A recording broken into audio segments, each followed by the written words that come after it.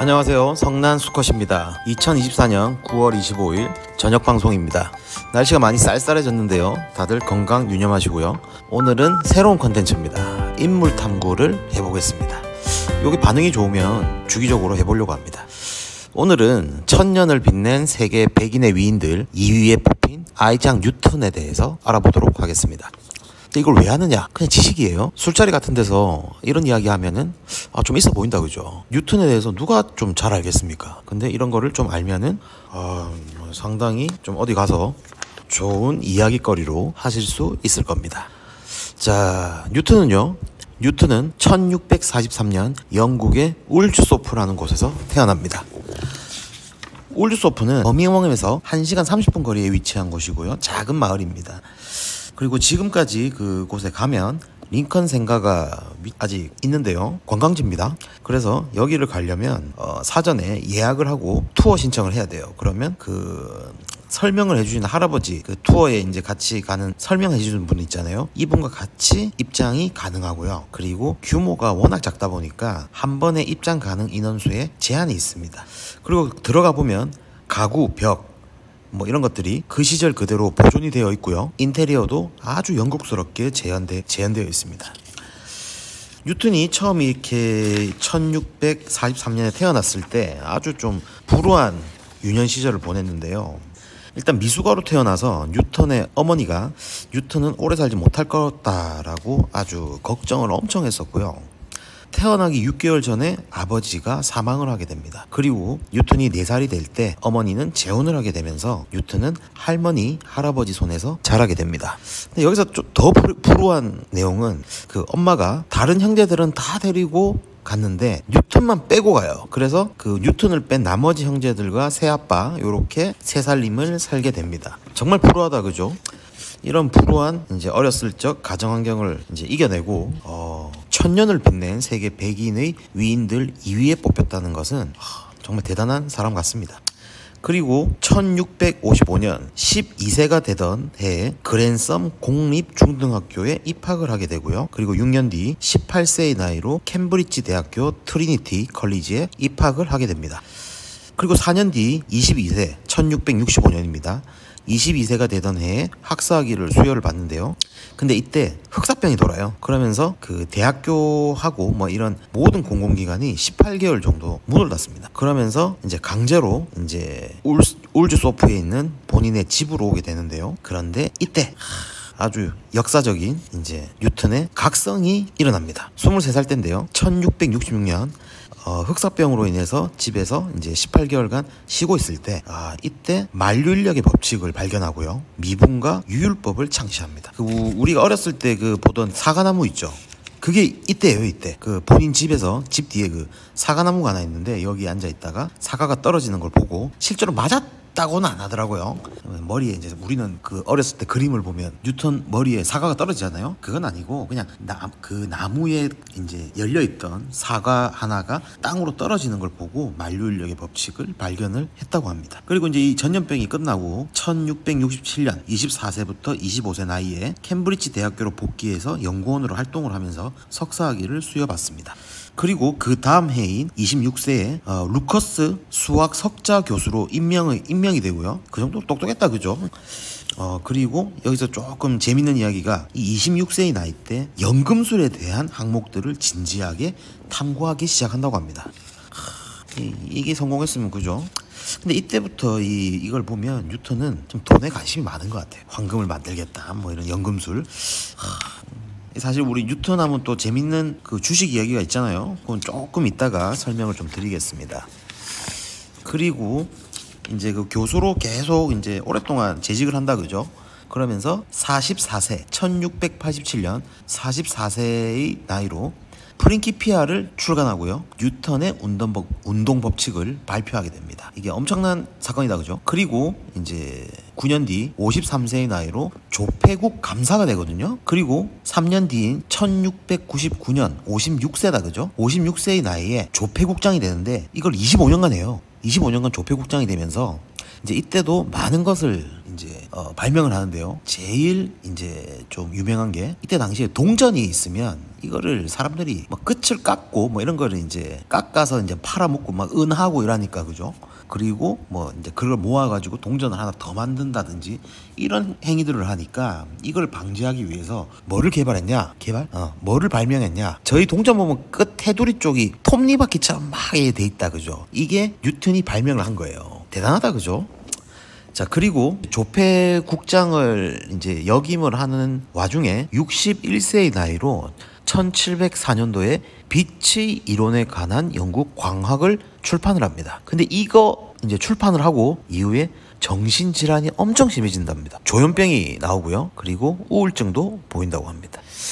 그래서 이제 뭐 이게 좀 정신질환이 걸린 뭐 상태에서 이제 시간을 계속 보내죠. 그리고 그 다음 해인 62세 1705년도에 앤 여왕한테 기사자기를 수여를 받는데요. 이게 왜 대단하냐면 그 학문적 업적이 뛰어나다는 이유로 학자 최초로 기사자기를 수여받은 겁니다. 그래서 대단한 거라고 하죠. 1710년도 67세의 나이로 그리니치 천문대 감독 위원장으로 활동을 합니다.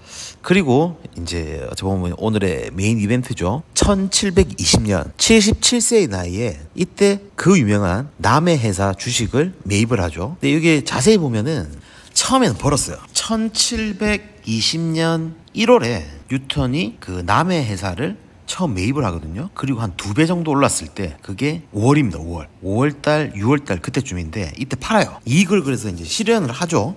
근데 그 뒤로 몇 배가 오르거든요. 그러면서 1720년 그 아까 5월 6월쯤에 매도를 한 다음에 한 7월 정도에 7월 8월 9월 이때 이제 그죠, 영끌이죠. 영끌 전재산을 때려본다고요. 완전 이때 고점이거든요. 미친 고점인데 이때 매수를 해가지고 그리고 마이너스 90% 그게 바로 불과 한 2달 만에 마이너스 90% 찍습니다. 거의 뭐 코인하고 똑같다 그죠? 그러면서 이때 손실 입은 금액이 뭐 이제 2만 파운드라고 하는데 이게 저도 이제 찾아보니까 이게 당시 금액으로 2만 파운드인지 뭐 현재 금액으로 2만 파운드인지는 정확하게 지금 나온 건 없는데 어떤 사람들은 한 20억 정도 손해를 봤다라고 이제 하는 글도 있고요. 200억 손해를 봤다는 글도 있어요.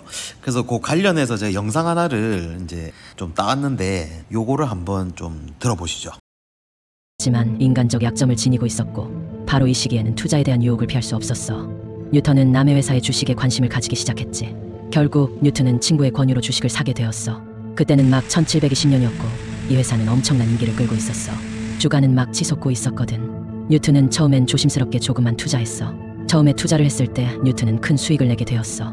그리고 200% 이상 수익을 냈을 때 갈등을 하다가 투자한 돈을 다 회수했지. 주식을 모두 팔아치우며 현명하게 발을 뺐다고 좋아했어. 그런데 주식이 계속 올랐단 말이야. 마치 귀신에 홀린 듯이 말이야. 뉴턴은 정말 인생에서 가장 큰 후회를 하게 되었어. 주식이 계속 오르니까 뉴턴은 큰 돈을 벌 기회를 놓칠 수 없다고 생각했지. 그때 귀신이 뉴턴의 머릿속으로 들어왔지. 주식 투자에서 그런 귀신을 탐욕이라고 하지. 뉴턴은 결국 자신의 전 재산을 그 주식에 투자했어. 엄청나게 가격이 오른 상태였는데 말이야. 세계적인 천재 물리학자가 정말 말도 안 되는 결정을 한 거지. 마치 눈에 뭐가 씌인 것처럼 말이야. 정말 무섭고도 미친 선택이었지. 시간이 지나면서 주가는 더더욱 오르고 뉴턴은 친구들에게 자랑했지. 내가 바로 세계 최고의 똑똑한 사람이야 라고. 시간이 흘러 주가는 비정상적으로 높아졌고 남의 회사 거품은 결국 터지기 시작했지. 주식은 폭포수처럼 급락했고 수많은 사람들이 어마어마한 손실을 입었어. 그런데 뉴턴은 이때쯤이면 팔아야 했을 텐데 어리석게도 잠깐이면 올라갈 거야라며 끝까지 버텼어. 하지만 행운의 여신은 뉴턴의 편이 아니었지. 이후에도 계속 주가는 마이너스 90%까지 떨어지고 뉴턴은 결국에는 모든 돈을 잃게 되었어. 그때 잃은 돈이 지금의 현재 가치로 환산하면 약 200억 원이라고 해. 자그마치 200억. 뉴턴은 그때 말했어. 나는 별들의 움직임을 계산할 수 있지만 사람들의 관계는 계산할 수가 없어. 이 말이 지금까지도 주식 투자자들한테 교훈으로 남아있어. 그죠. 여기서는 200억이라고 하죠. 여튼 이때 이제 유명한 뉴턴의 이제 어록이 나오죠. 영어로 돼 있는데 한글로 이제 번역을 하면 나는 천체의 움직임은 계산할 수 있지만 사람의 관계는 도저히 계산할 수 없다. 이 정도로 엄청난 이제 멘붕이 오는 거죠. 멘붕이 왔다 그죠. 그리고 이제 여기서 보통 저희들이 아는 내용은 여기서 이제 끝나는 건데, 근데 사실은 이제 이때 그 거의 뭐 전재산을 다 날려 먹은 거긴 한데 이 이후에 7년 뒤에 사망을 하거든요. 근데 그 7년 동안 근데 원래 재산 다 복구를 했대요. 그 이제 워낙 이제 똑똑하고 이제 각종 뭐 책이라든지 뭐 그런 업적이 많잖아요. 그러면서 돈이 그냥 계속 들어오는 거예요, 이 뉴턴한테는. 그래서 이제 이 뭐 반대로 말하면은 당시 그 뉴턴은 굳이 투자 같은 거 안 해도 남은 여생 동안 놀고 먹으면서 유유자적 지내고도 남을 만큼 부자였으나 괜한 욕심을 부리다가 이제 그런 손실을 봤다. 어떻게 보면 자기 그 명예, 그죠, 실추를 이제 했다, 그죠. 그래서 저희도 좀 있으면 이제 저도 이 주식, 그 다음에 투자, 뭐 그 다음에 창업, 재테크 이런 것도 좀 다룰 건데, 뉴턴도 이 당하는 마당에 저희는 그냥 해서는 다 당하겠다, 그죠? 그래서 저희는 좀 안전하게 할 수 있는 그런 투자, 그런 것들을 제가 좀 알려드리도록 하겠습니다. 맞진 않아요. 그냥 제 생각을 말씀드리는 거니까 한번 다음에 들어보시고 괜찮다 싶으면 한번 시도해 보십시오. 그리고 뉴턴은 이제 아까 그 대손실 1720년도 77세에 거의 전체는 다 까먹고요. 그리고 7년 있다가 1727년 84세의 나이로 별세를 합니다. 그러면서 웨스트민스터 사원에 묻히게 됩니다. 사망할 때는 잠을 자던 중에 편안하게 사망을 했고, 나이가 이제 당시 나이 84세니까 그 당시에는 아주 장수한 나이다, 그죠? 그렇게 뉴턴은 본인의 일생을 이렇게 마감하게 됩니다. 오늘은 아이작 뉴턴에 대해서 좀 알아봤고요. 그리고 제일 이제 뉴턴 하면 저희는 사실 많은 그 물리학적인 저희 중고등학교 때 배웠던 그런 것들을 뭐 기억하시는 분도 있겠지만, 어른이 되니까 그런 것보다는 남의 회사 거품 사태로 전 재산을 잃은 우리의 뉴턴 형님, 요게 더 좀 요걸로 더 기억이 남는 분이다. 그리고 저 다음에 또 요게 괜찮으면 인물 탐구로 자, 요런 것들은 술자리에서 한번 하는 것도 있고, 그리고 재밌는 게 좀 사기꾼 뭐 요런 것도 재밌잖아요. 그래서 그 청담동 주식으로 유명한 그 이희진 씨, 요걸 좀 하려고 했다가 근데 조금 무섭더라고요. 괜히 이런 거 했다가 이제 뭐 명예훼손이라든지 뭐 이런 걸로 될까봐. 근데 뭐 제가 뭐 구독자가 없어서 그렇게 뭐 그건 아닌 것 같아요. 그리고 저도 뭐 이게 지어낸 이야기가 아니고 위키백과나 이런데 이제 있는 이야기들, 그걸 위주로 이제 말씀을 드릴 거니까 다음에 이제 한번 좀 기대를 해주시고요. 이걸로 2024년 9월 25일 저녁 방송 마치도록 하겠습니다. 감사합니다. 성난수컷이었습니다.